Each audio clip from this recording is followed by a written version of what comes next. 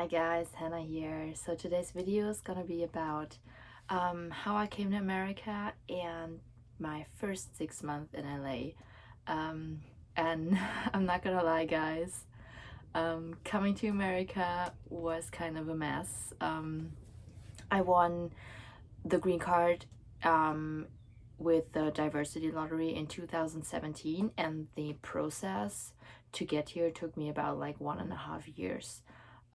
So takeoff date was the 3rd of September 2019, and I lived in London until June, and then I moved back with my parents for like the and then I moved back in with my parents after, and then I accepted a job offer in Spain for a month. So I basically returned to Germany 3 days before my takeoff to the US. And for the summer, I had also broken up with my boyfriend, who I've had a long distance relationship with for more than 2 years. It was Hanover, Los Angeles. So yeah, we broke up and I was on my own, and I spent all the money that I had at this point to rent a room, so I had to place to stay for the first month. And there's this, so I think it was Dwayne Johnson. He once said that he came to America with $7 in his pockets. Well, guys, I had $3. Yeah, and so I came here, and everything was fine. The room that I had was beautiful. My roommates are amazing people. I'm still in touch with them, and I felt excited. I thought this was gonna be another exciting puzzle to put together. And so basically I spent my first month just setting up my life here with opening a bank account, just like applying for a California ID, and updating my resume in order to apply for jobs.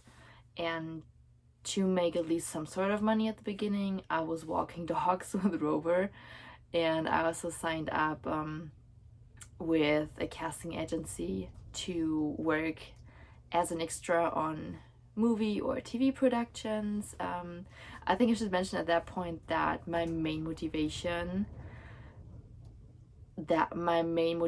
of moving to LA, besides the weather, was that I wanted to pursue a career in acting, and I thought just doing some background work would at least allow me to be on set and make some money on the side. So it took me about a month, I think, to find a proper job. I remember that I was training at this bar in Santa Monica, and I was quitting on the third day because I was just overwhelmed with everything, and then I started to get a bit anxious about ever finding a job that would like be the right fit for me. But luckily, a couple days after, I walked by this restaurant in Venice and dropped off my resume, and they gave me a call back like an hour later, and I got hired the next day, I think. So I started out at their takeaway section, and then I ended up being a hostess like a couple weeks later, I think. Obviously not my dream job, not gonna lie guys, but so far it has paid the bills. The location is right on the beach, and most important, the team is so much fun to work with. Like, I really had a good time there. Also met my boyfriend there during the first week of working there. So I think sometimes you just have to trust the process and not panic if things are just not working out the way you planned it, or at least that was how it was for me. And if things are not working out the way you want it, there is usually something better for you in store. But yeah, even though I finally found a job, I still had to find a cheaper place. I still had to find a cheaper place to stay. I knew that I wanted to live in a beautiful neighborhood, like that is safe. And so what I had to do, I sacrificed my privacy and I moved into a shared room. at the beginning of November, I think. Something that I never even had considered as an option before. So until today, I've been really lucky again, and I only had to share the room for like 1 or 2 months, and with a girl who was really sweet, and also we are still friends. So I was very lucky with that. Um, so yeah, but even though I was finally making money, and I paid less rent, obviously, things still got worse, I think, until the beginning of March, which actually was the 6 month mark that I set for myself, um, just to settle in my new life. And again, very lucky. My parents helped me out a lot during this time. I got a promotion at my job, and I was actually about to start working at another job at my local yoga studio, and I was like really stoked about this and was looking forward to it. So things actually started to work out for me, and I was looking forward to move into a new place and to be able to build like a proper foundation for the life that I wanted to have here. And then COVID happened. At first it felt like I got pushed back to zero because I didn't know if I would get any financial support, and I was preparing to go back to Germany for like at least a couple of months until this whole thing is over. But I also filed for unemployment like really fast, like I think on the first day, where I knew that I wouldn't be able to work during the next month, and I got accepted. And so I was able to stay in LA, and well, with all this free time on my hands, I began to work on my mental growth again, which means I started meditating again, and I actually had time to reflect and look at my life situation right now, and visualizing where I wanted to be. And I think doing all this mental work and just realizing the huge gap between where I was and where I wanted to be brought up like a huge wave of anxiety for me. And I've been at this point so many times before, and but this time it really hit me, and I decided that I had to ask for help, that it was time to ask for help. So I decided to hire a life coach. Hands down, best decision I've ever made. We had 2 or 3 long conversations, but which is not a lot. But looking at the results in this small amount of time,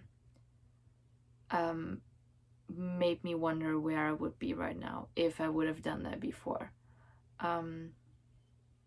But there's no regret. That's just what it is. That's okay. I think it was part of the process, and I simply wasn't ready to be the person that I had to be in order to open up to my coach and take action and to like turn my life around until this point. And I'm pretty happy that I did, that I finally made a decision to do that. So to wrap it all up, what we discovered is the fact that my desire of becoming an actress is sort of rooted in my past and how I grew up, and that I wasn't doing it for myself, and it's something that I enjoy as a hobby, but it is not what I want to pursue as a career. And like I wanted to be honest with myself, and when my coach, she asked me, what do you want to do? What is it that you want to do? And I sort of knew it was, I mean, we know, our intuition knows.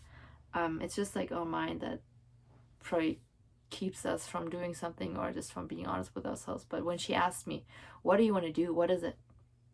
And I said, I want to do YouTube. And I've been wanting to do it for so long. It took me a couple more weeks to get to the point where I told myself that I couldn't make excuses anymore, and that I had to take action now. And it was the best thing that ever happened to me. I felt so free and like myself, working like on these first videos and just figuring out this entire new world that I was diving into. But what I know for sure is that I want to keep doing what I've been doing, and just because it just felt so good and it made me happy and it challenges me, and it's something that makes me want to jump out of the bed in the morning.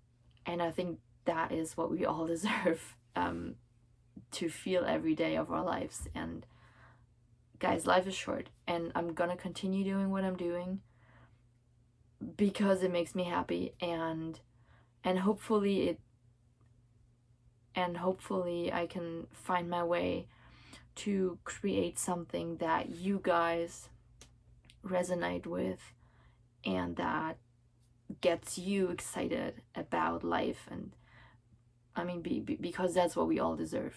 And if I can contribute to this somehow, then that would mean a lot to me. Like, it would mean everything to me. If you can contribute to someone else's happiness and excitement about life, like what else can you ask for? So that's where I'm at right now. Thank you so much for watching this video and joining me on this crazy journey of finding my place in life, and here in LA, obviously. Thank you so much, guys.